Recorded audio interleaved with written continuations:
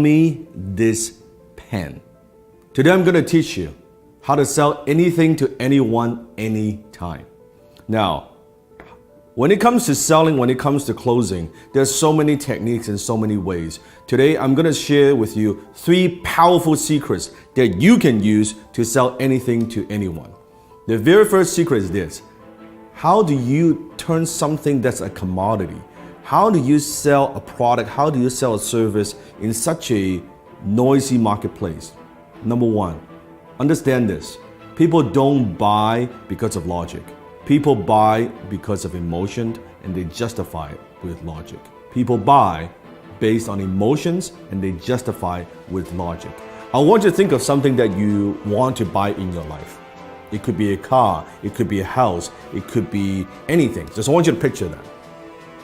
Once you have that in your mind, I want you to ask yourself this question: why do you want to buy it? Why do you want to buy that particular item? Why do you want to own that item? Why is that? Maybe it's a new suit, it looks good on you. Maybe it's a new dress. Maybe it's a new car. Maybe it's a new house. Maybe it's that vacation. But why do you buy it? I want you to dig a little bit deeper.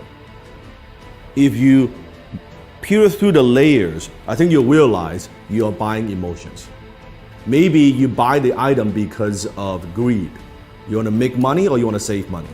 Or maybe it's because of generosity, that by buying this item is going to help other people. Have you noticed sometimes even there are companies out there, if you buy this particular product, they're going to donate a certain amount to charities? Maybe you buy because of generosity. Maybe because of shame, that if I don't buy this, I'll look foolish. If I don't own this, I'll look foolish. Or maybe it's fear, that if I don't buy this, I'm going to be missing out. I don't want to miss out.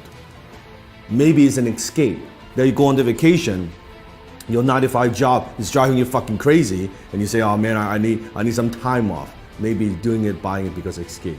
Whatever those reasons are, those are very often emotional reasons. So you buy because of emotion, and you justify with logic. So think about when you're selling something to somebody. Are you just talking about features and benefits? What this thing would do for you? Or are you pushing those emotional hot buttons? I remember one time I was in Harry Rosen, which is a very well-known kind of menswear store, high-end in Vancouver. I walked into the store and I was walking by the Tom Ford section. And the salesman approached me and said, "Sir, is there anything I can help you with?" I said, "No, I'm just browsing around." And he said, "Do me a favor. Put this suit on." Now, at the time, I've never owned a Tom Ford suit before. I have a lot of suits, but I don't have a Tom Ford suit. He said, "Do me a favor, put this on." I said, "All right." I put it on. He said, "How do you feel?" "Well, it feels pretty good." I said, "Okay, also try this on. Put on this tuxedo." I said, "Okay, that's pretty good." He said, "Oh, it looks great." He said, "Sir, are you a fan of James Bond?" I said, "Who isn't a fan of James Bond? Like, duh."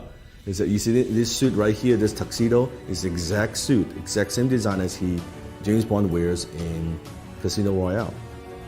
You know the scene when he was gambling?" I said, "Fuck, it looks good, right?" And before you know it, I bought the damn fucking tuxedo, right? And it's a lot of money, costs a lot of money.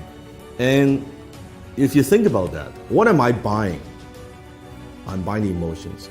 What I'm buying is this: I'm buying, when I wear this tuxedo, I feel good. As a James Bond fan, I feel like James Bond.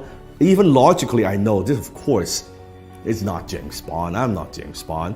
But emotionally, it takes me there.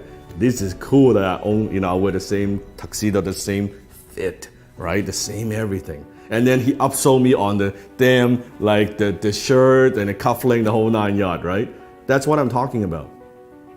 People buy because of emotions, and they justify with logic. You have to understand that. Don't push your products. Don't just push your services. Don't push the features and benefits. Think about what are those emotional hot buttons that you're pushing. Number 2, people don't buy their way into something. They buy their way out of something. It means people very often, they're buying something because they have a problem they want solved. They want to buy their way out of that problem. People don't buy the drill. They want a hole on the wall. So what is it that you're helping them solve? That what problem? What is it? What is that thing? You have to understand. So I always say the amount of money that you make is in direct proportion to how deep you understand your marketplace's pain. The amount of money you make is in direct proportion of how deep you go, how much you understand your marketplace's pain. So you have to understand what it is, what are the pains that people have, and how can you help them relieve some of that pain. So think about that.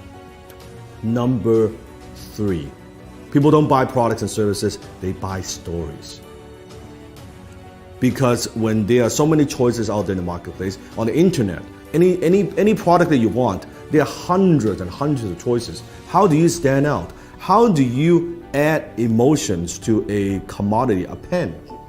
What's the difference between a $2 pen like this or an $800 Mont Blanc John F. Kennedy limited edition exclusive pen?